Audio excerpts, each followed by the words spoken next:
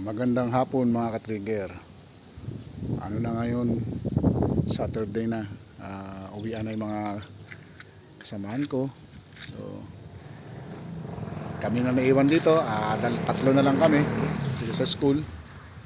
Pakita ko na naman sa inyo itong parte ng school. Ayan. Napakasarap ng hangin. Nasa gitna kami ng palayan. Dati ang daming lamok.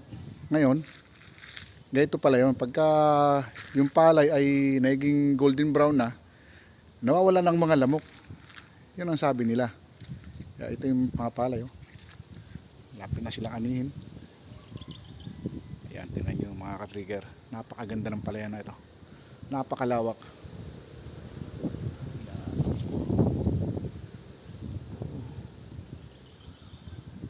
Ngayon, gagawin ko, maglalaba.